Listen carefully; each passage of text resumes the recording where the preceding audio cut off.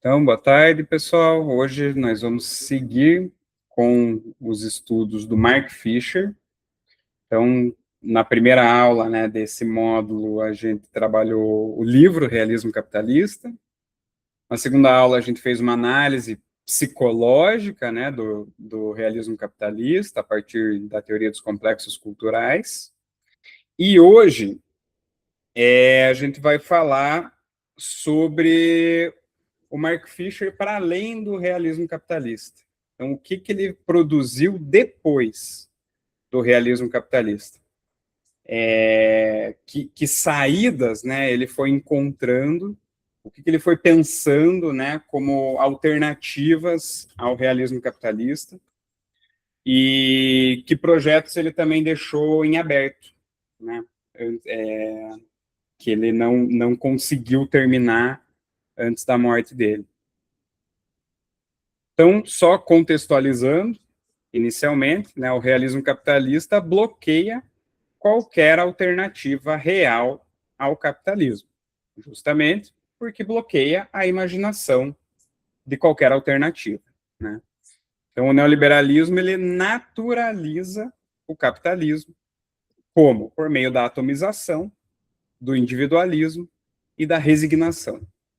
Então, o sujeito atomizado, que se pensa enquanto único e como um lobo solitário, né, desbravando o mundo e conquistando por si próprio todos os sucessos e fracassos, né? E quando o sujeito percebe que esse projeto fracassa, vem a resignação, né, como resposta. Então, o realismo capitalista cria uma impossibilidade imaginativa coletiva. Pensar fora do capitalismo parece inviável. E aqui uma citação do Fisher: o acontecimento fundador do realismo capitalista seria a destruição violenta do governo Allende, que oferecia uma alternativa real, tanto ao capitalismo quanto ao stalinismo. A gente falou disso na primeira aula, né, de que o neoliberalismo ele se inaugura no mundo com o assassinato do Salvador Allende, e aqui o Fischer está trazendo que o próprio realismo capitalista vem junto, né? Ele nasce junto com o neoliberalismo. Então, vamos lá. Agora vamos entrar já nas ideias que o Fischer desenvolveu depois. Então, o projeto do comunismo lisérgico. Por que lisérgico, né? Eu fui buscar qual era a tradução que os estudiosos, né, do Fischer utilizavam, e eles não usam a tradução ácido, né, comunismo ácido, usam a tradução lisérgico, que se refere ao ácido lisérgico, que é o LSD, né? Mas, enfim, quando a gente vai buscar, é mais comum encontrar o termo comunismo lisérgico do que comunismo ácido. Mas eu acho que para fins nossos aqui, tanto faz, né? Mas é o projeto do East Communism. Entendi. Então, o que é o projeto, né? É um projeto que recupera a utopia perdida da contracultura e dos movimentos coletivos, né? Então, é esse projeto que pretende recuperar determinados movimentos que foram sufocados pelo neoliberalismo. O termo ácido ou lisérgico remete à contracultura psicodélica, experiências que expandem a percepção e imaginação social. Trata-se de abertura afetiva, sensível e estética. Tá? E aí, então, o acid, né, ele se refere tanto ao psicodélico enquanto substância mesmo, né, que altera a consciência, e ao alterar a consciência, também altera os limites da imaginação, né, permitindo uma expansão da imaginação e podendo imaginar novos mundos possíveis, né, para além do que está dado. E o projeto desse comunismo, ele traria consigo uma convergência de 3 elementos para o Mark Fisher. O primeiro deles, a consciência de classe, então, uma recuperação, né, da consciência de classe, que foi muito sabotada, né, durante todo o período do neoliberalismo. Segundo, uma elevação da consciência socialista feminista.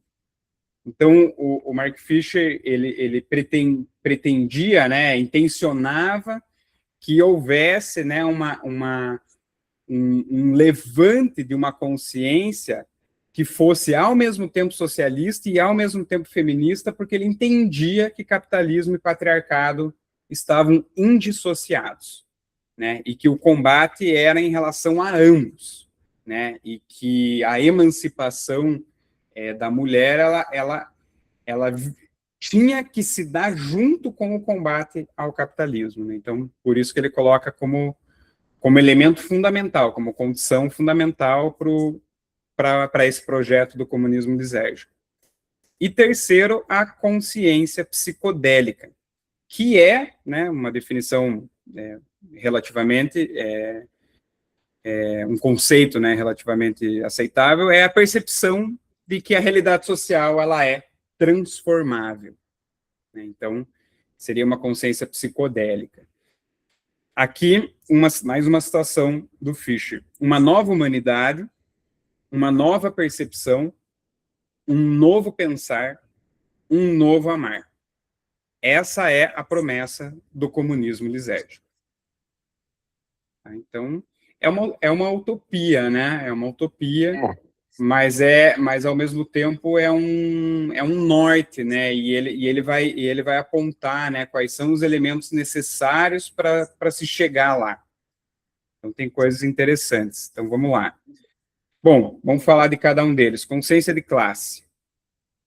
A consciência de classe refere-se à percepção coletiva das desigualdades estruturais, da exploração e das relações de poder, e à capacidade de agir coletivamente para transformá-las.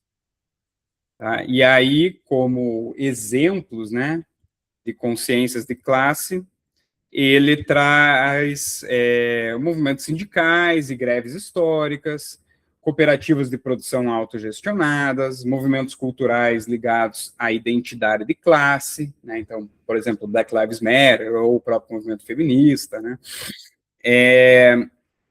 Então, a emergência ou a reemergência dessa consciência de classe era necessária. Aí, depois, a elevação da consciência socialista feminista. Então, refere-se à percepção das desigualdades de gênero dentro das relações sociais e econômicas e à construção de solidariedade política, que articula luta de classe e luta contra hierarquias patriarcais. Então, lembrando, né, que esses 3 elementos, né, a consciência de classe, a consciência socialista feminista e a consciência psicodélica, deveriam estar articulados, né, para a emergência de um projeto comunista.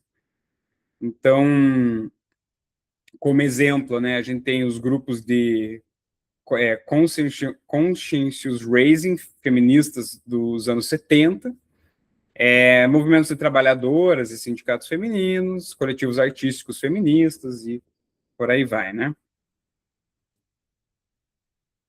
E consciência psicodélica como uma experiência de alteração de percepção e abertura cognitiva, permitindo perceber que a realidade social é transformável. Então,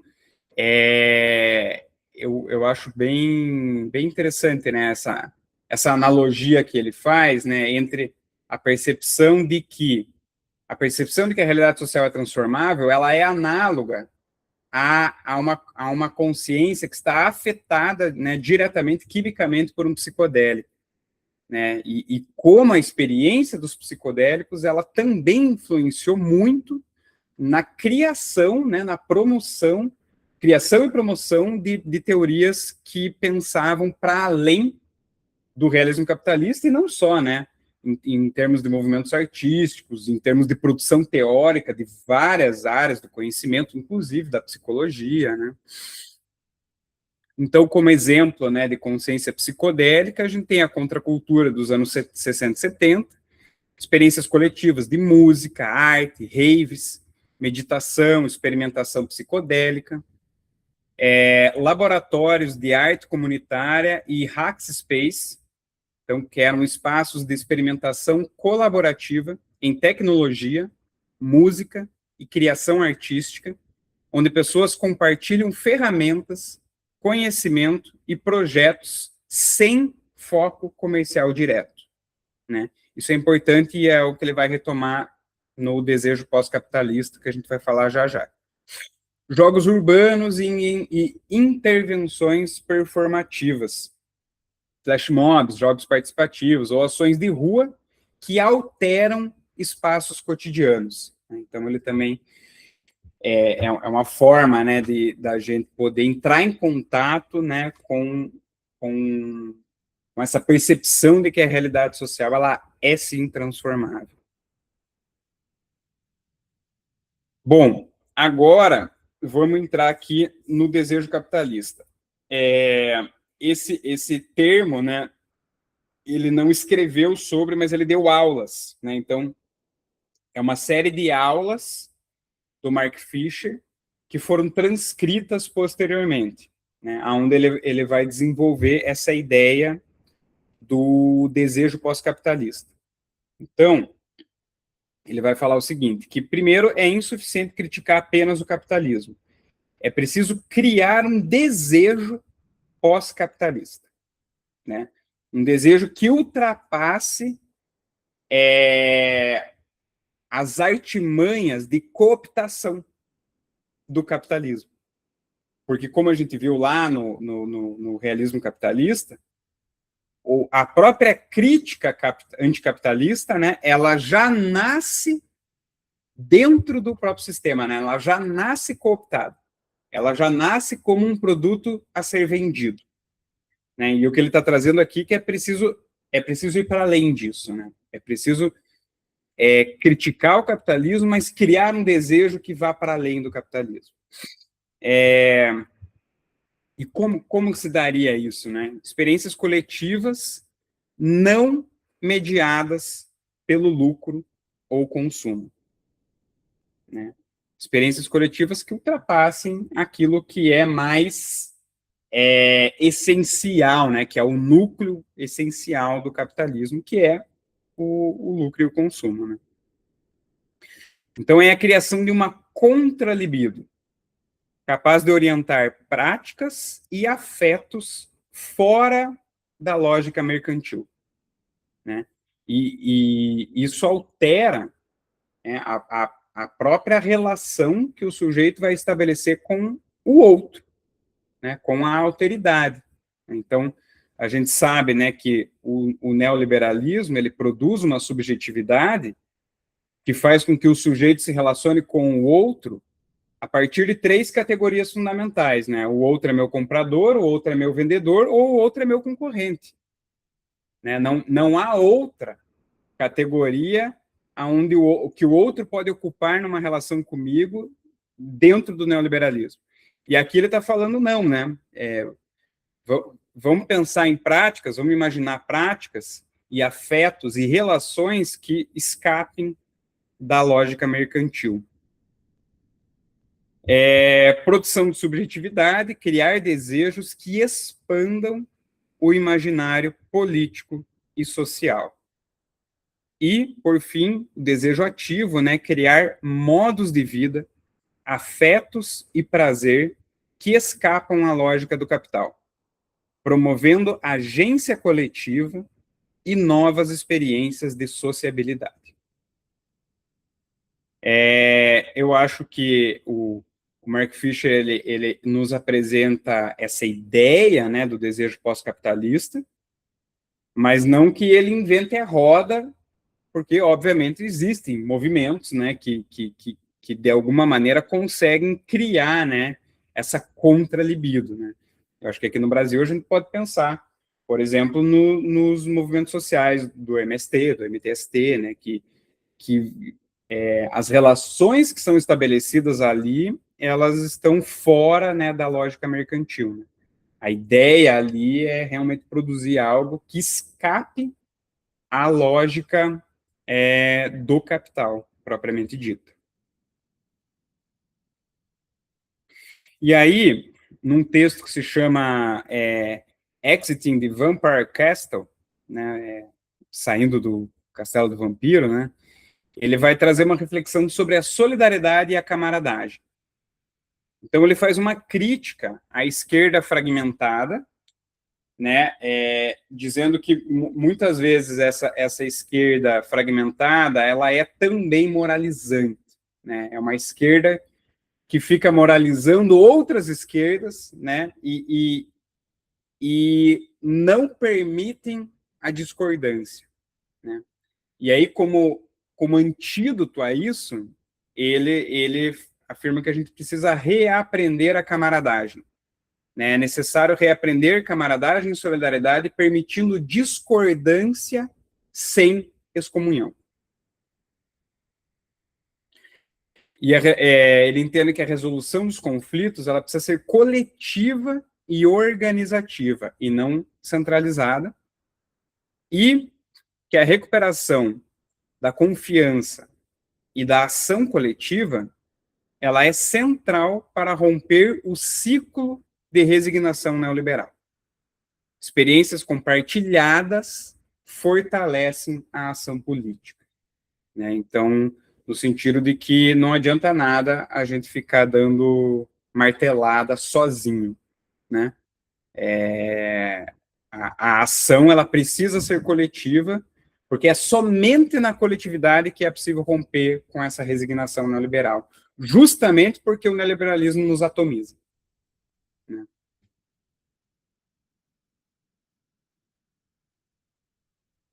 E aí, né, ainda sobre a solidariedade e camaradagem, ele fala sobre a reconstrução de vínculos coletivos e cooperação prática. Então, alguns exemplos, né? Redes de apoio mútuo durante as crises e pandemias. Isso aqui, ele não viveu a pandemia, né? Ele morreu antes, mas são inferências, né, que a gente pode fazer a partir dessas ideias dele.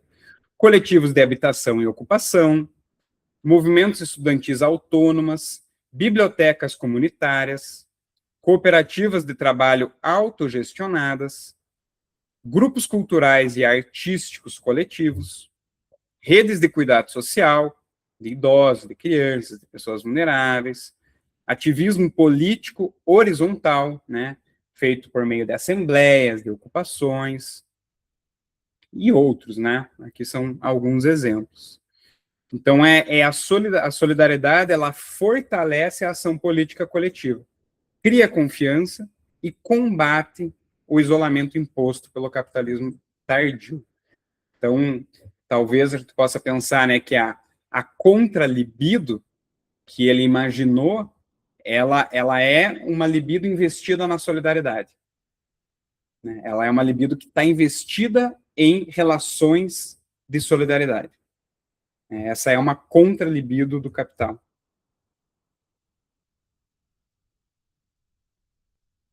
Bom, ele dá um enfoque também bastante importante na desmercantilização dos serviços públicos, né? Então, ele vai falar de que a expansão do lucro em áreas públicas destrói formas de valor coletivo, né? Então, é aquilo que a gente sabe, né? Quando o capital ele invade, né, aquilo que antes era totalmente público, né? Seja pela total privatização ou seja pelas concessões que se dão, né, para que determinados comércios, né, adentre, né, para que a gestão também privatizada, que visa o lucro, adentre o espaço público Ele faz uma defesa, né, dos serviços estratégicos, né, então defesa e ampliação de serviços públicos estratégicos, principalmente saúde, educação, cultura, né, a ideia da autonomia coletiva, então desmercantilizar espaços da vida social, cria autonomia coletiva e fortalece experiências de cooperação e não de competição. E serviços públicos são campo de práticas de agência, de solidariedade e experimentação social, que escapam à lógica do mercado. Citando o próprio Fischer, em vez de focar apenas em superar o capital, devemos concentrar-nos naquilo que o capital sempre bloqueia, a capacidade coletiva de produzir, cuidar e desfrutar.